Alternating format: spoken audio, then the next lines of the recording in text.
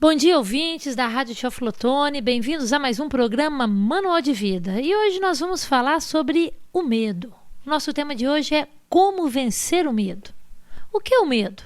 O medo é um sentimento de grande inquietação diante de uma noção de um perigo real ou imaginário. Isso mesmo, podemos sentir medo tanto diante de fatos reais, como o que sentimos diante de um cão bravo, como podemos sentir medo de coisas imaginadas, como alma penada e por aí vai. É um sentimento natural e necessário ao homem. O problema é quando ele começa a causar sofrimento, a prejudicar a vida e a carreira da pessoa. O coração dispara, a respiração se torna ofegante, ondas de calor percorrem todo o corpo, as mãos tremem e a transpiração é tão intensa que as pessoas logo percebem sua agitação. Você tem tudo na ponta da língua para a reunião, mas na hora H mal consegue falar uma ou duas palavras. E aquela sua grande ideia, que você não teve coragem de apresentar ao longo do encontro, é finalmente sugerida por um colega e saudada por todos como a grande solução do problema. A reunião termina e você permanece ali, frustrado e sentindo-se um banana. Uma única pergunta o atormenta. Por que eu não falei? Por quê? Por que eu não falei aí? Eu tive a mesma ideia? A resposta não é nenhum mistério. Não falou porque teve medo. O medo impede. O medo das coisas que você imaginou que poderiam acontecer. Como? Medo de que achasse a ideia descabida, medo de que o considerassem incompetente, medo de dar vexame. São muitas as histórias de profissionais talentosos que estragaram a carreira por causa do medo. Assim como são inúmeros os exemplos de pessoas não tão brilhantes que, por saber administrar bem seus medos, alcançaram posições de destaque na sociedade. É esta a questão. Gente, o problema não é o medo. O problema é não saber administrar o medo. Não há problema em sentir medo, todo mundo sente. O que nós precisamos é aprender a administrar. Se você não sabe administrar o medo, ele te paralisa, te impede de fazer o que tem que ser feito. E aí isso atrasa, empaca a sua vida. Porque não há nada de errado em sentir medo. Trata-se, aliás, de um sentimento fundamental na vida do ser humano. É o medo de sermos atropelados, por exemplo, que nos faz olhar para os dois lados da rua antes de atravessá-la. Da mesma forma, é o medo de não cumprir o prazo dado pelo chefe, que nos obriga a concentrar esforços e muitas vezes trabalhar até tarde para dar conta do recado. Até o medo de errar é normal e natural. O problema é quando ele se torna exagerado e vem associado a outros fatores, como insegurança, baixa autoestima e depressão. É nesse estágio que o medo deixa de ser um sentimento primário, como o amor e a raiva, para tornar-se algo mais complexo que necessita de cuidados. Bom, agora a gente vai falar um pouquinho, gente, sobre a fisiologia do medo. O que acontece no nosso corpo quando a gente sente medo, ok? Toda e qualquer emoção tem uma representação no cérebro, que é mediada por neurotransmissores, entre eles noradrenalina, a serotonina e a dopamina. A fisiologia do medo se inicia nas amígdalas, estruturas que nada têm a ver com a garganta, com as amígdalas da garganta, ok? Elas estão localizadas no nosso cérebro, que tem o formato de uma noz e ficam próximas à região das têmporas. Elas identificam uma situação ou objeto do qual se deve tomar cuidado e enviam ao hipotálamo o sinal para a produção dos neurotransmissores. A partir daí começam as reações do organismo que nos deixam em estado de alerta para agir enfrentando ou fugindo da situação. A nossa conhecida reação luta ou fuga. As amígdalas estão presentes na maioria dos animais. São elas, por exemplo, que fazem com que o cervo reconheça o perigo e fuja de seu predador. O que diferencia o homem dos outros animais é que ele é o único ser capaz de ter medo do medo. Isso acontece porque o homem é o único animal que consegue imaginar, isso mesmo, imaginar uma situação onde ele está se sentindo ameaçado. Gente, a imaginação, como dizia Einstein, é mais forte que o conhecimento. Gente, aqui tem um ponto importante. A imaginação, quando você... deixa eu explicar, vou fazer um parentezinho aqui para explicar essa questão do medo. Quando você está diante, por exemplo, de um cão bravo, você tem a reação de medo. Mas se você imagina, quando você tem um pensamento de medo, o teu corpo também libera adrenalina e cortisol. Então vocês estão entendendo que passar por experiências de medo e ter pensamentos de medo faz com que a fisiologia do medo aconteça no seu corpo, ok? A maior parte dos medos relacionados ao nosso dia a dia no trabalho faz parte de um dos grupos mais comuns de fobias, chamadas fobias sociais. Começando aqui. A maior parte dos medos relacionados ao dia a dia... Valendo agora. A maior parte dos medos relacionados ao dia a dia no trabalho faz parte de um dos grupos mais comuns de fobias, chamadas de sociais, que nada mais são do que medo de outras pessoas. O fóbico social tem dificuldade de se relacionar, não consegue olhar nos olhos do seu interlocutor, paquerar, conversar naturalmente com seus superiores, falar em público, apresentar ideias ou sugestões em reuniões de trabalho, compartilhar tarefas. A característica mais marcante desse tipo de fobia é o medo que a pessoa tem do julgamento dos outros. O que vão pensar de mim? O fóbico social muitas vezes é um perfeccionista. Como é impossível agradar 100% das pessoas, ele prefere se omitir. Dessa forma, não se expõe em reuniões, não faz apresentações em público, não contesta a ideia dos outros. Isso vai prejudicando o desempenho no trabalho e pode comprometer seriamente sua carreira. Você já parou para se perguntar por que os adolescentes têm uma facilidade muito maior para dominar novas tecnologias do que os adultos? Simples. Ao contrário dos adultos, eles não têm medo de errar. Se fracassa na primeira vez, tenta novamente, sem maiores dramas. E com isso aprendem e se desenvolvem com rapidez. Com uma rapidez espantosa. Enquanto isso, os mais velhos ficam travados pela autocrítica, como se tivesse obrigação de acertar sempre, de acertar de primeira. Não é à toa que muitas vezes o indivíduo recusa trabalhos e desafios, mesmo tendo capacidade de encará-los. Passamos a nos vigiar em excesso e a vida vai ficando limitada pelo medo, ok? Gente, para quem, é uma frase que eu gosto muito, é importante em relação ao medo. Em relação ao medo, você tem que pensar o seguinte: ou você fica vermelho 5 minutos ou amarelo o resto da vida, ok? Quanto mais você passa por situações que te causam medo ou vergonha, menos medo e vergonha você vai ter. O remédio para o medo é a ação. Coragem não é ausência de medo, é resistência ao medo. A diferença do corajoso e do medroso, os dois têm medo. Só que o corajoso age. O medroso, ele paralisa, ele deixa de ter a atitude necessária. De onde vêm as fobias? É comum as pessoas acreditarem que os traumas têm grande influência no desenvolvimento de fobias, mas isso não costuma ser verdade. Segundo os especialistas, somente em 20% dos casos é possível encontrar algum trauma que justifique o surgimento da fobia. Mas há quem defenda a tese de que esse trauma já é a primeira manifestação fóbica da pessoa. A predisposição genética, por sua vez, é um fator importante, embora não seja assim tão relevante no caso das fobias sociais. Nas fobias específicas, como medo de sangue, agulhas ou animais, há identificação de histórico familiar em cerca de 70% dos casos. O que pode também referir um caso de transferência, ou seja, a criança percebe o pavor dos pais e o incorpora no subconsciente. Gente, isso aqui, é o seguinte, trocando em miúdos: filho aprende o que vê os pais fazendo. Filho não aprende o que os pais falam, aprende o que os pais fazem. Pais medrosos formam filhos medrosos.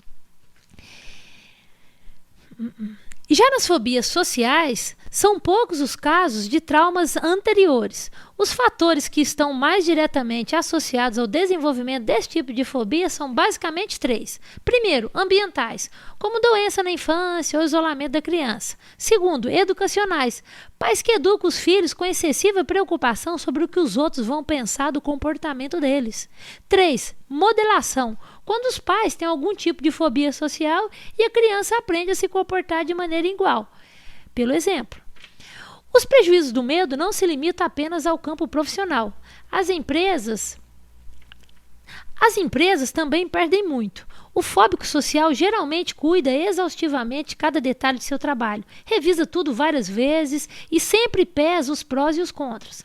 Com tanto esmero, as chances de que tudo saia exatamente como ele planejou são grandes. A possibilidade de erro é mínima. Só que quem sofre desse tipo de fobia não tem coragem de dar o chamado pontapé inicial. E aí, ideias que poderiam ser a tão esperada solução para a organização ou para a própria vida da pessoa ficam eternamente guardadas na gaveta. Alguns especialistas admitem que a melhor forma de superar o medo é enfrentá-lo, por pior que isso possa parecer. Outros, entretanto, sugerem que em vez do enfrentamento, o ideal é corrigir os condicionamentos que levam a pessoa a reagir com grande medo diante de certos estímulos. Por exemplo, a pessoa que tem medo de falar em público tem associadas no seu subconsciente as imagens de exposição em público com as imagens de fracasso, vaias, etc. Assim, toda vez que se imagina falando em público, experimenta, por conta de sua imaginação, sensações bastante desagradáveis. O que ela evita, portanto, são as sensações desagradáveis. Advindas de seus pensamentos de medo, e não o público que vai ouvi-lo. Este é seu problema. Para você evitar ou minimizar seus medos, precisa, antes de tudo, mudar suas reações. E isso você pode fazer condicionando sua mente a reagir da forma como gostaria que fosse, ou seja, mudando seus pensamentos, ok? Ai, quanto tempo, Simão? 5, 6 minutos. É? Eu vou conseguir reduzir. Então tá. Então eu vou conseguir aqui agora. Então 12 minutos. Tá. Agora você pode falar mais uns 5, 6. Tá, então vai dar certo. Eu vou deixar a historinha pro final. Bom, gente, eu vou dar aqui 7 dicas pra gente superar o medo, ok? Primeira, dedique um bom tempo para refletir qual é a razão específica de seu medo. Não focalize só o objeto ou situação que te causa medo. Focalize os possíveis danos que essa situação ou objeto poderia causar em você. Identifique-os e assim terá dado o passo mais importante para poder enfrentar esse sentimento. Segundo, pense em suas fortalezas e nas suas capacidades, pois serão as melhores ferramentas que você terá para superar todo o temor. Lembre que graças a elas você pode chegar onde está hoje. Valorize-as e faça com que sejam valorizadas pelo seu entorno. E faça com que sejam valorizadas pelas pessoas à sua volta. 3. Faça um exercício de memória e lembre-se de cada vez. 3. Faça um exercício de memória e lembre-se de cada uma das oportunidades que se apresentaram, mas que o medo não deixou você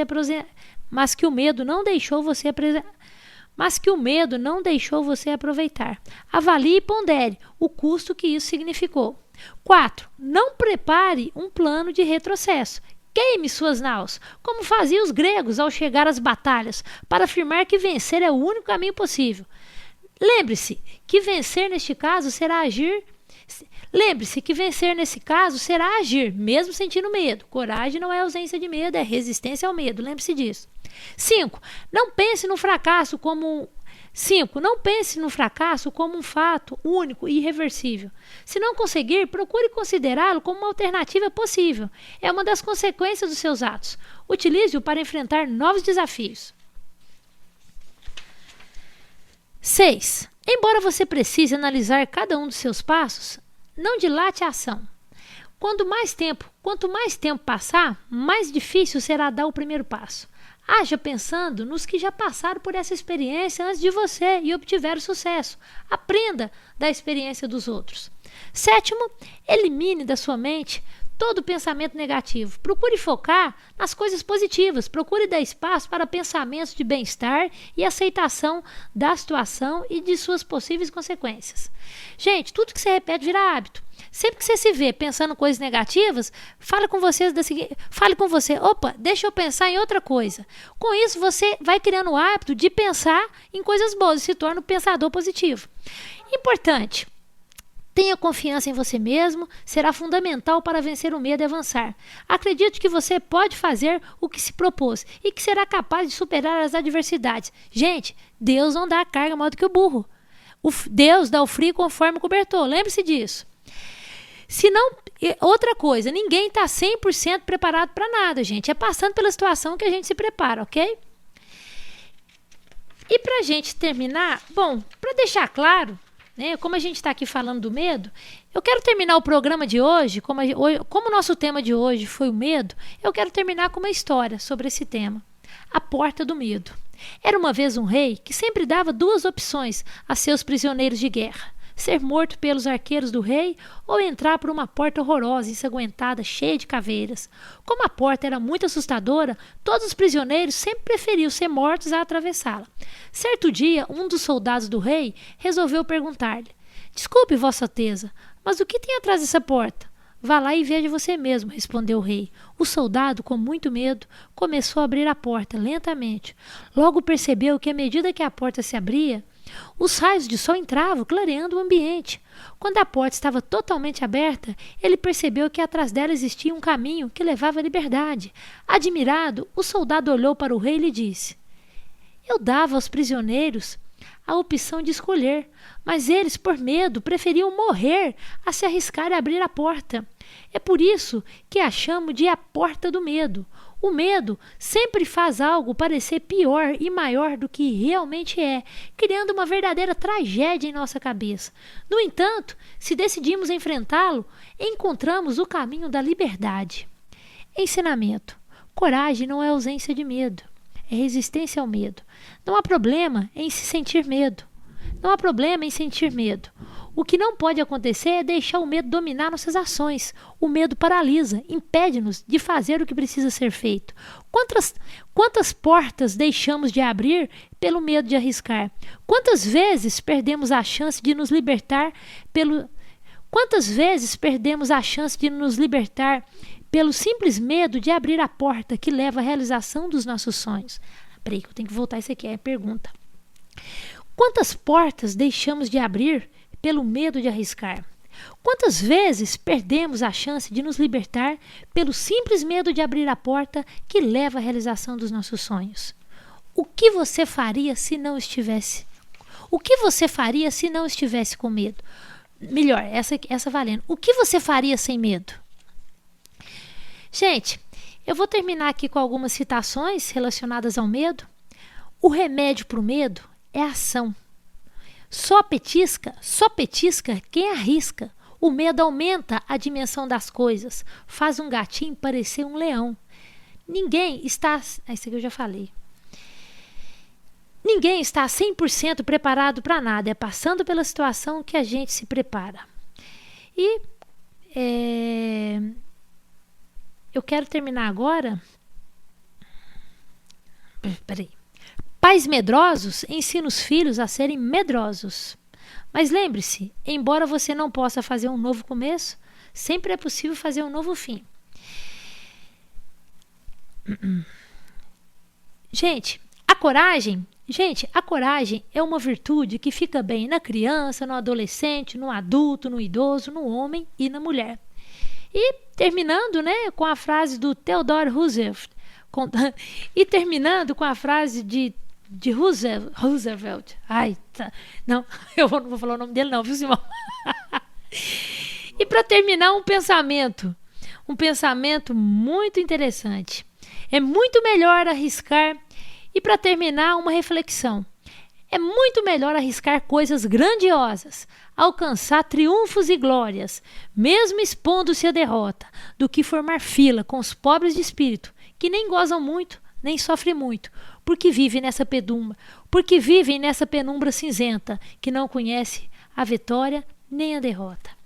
Bom, gente, eu vou ficando por aqui, lembrando a vocês que nossos programas estão disponíveis pelo site da radioteoflotone.com.br e projetovaloreshumanos.com.br e pelo site projetovaloreshumanos.com.br. Bom, vou fazer de novo, né, Simão?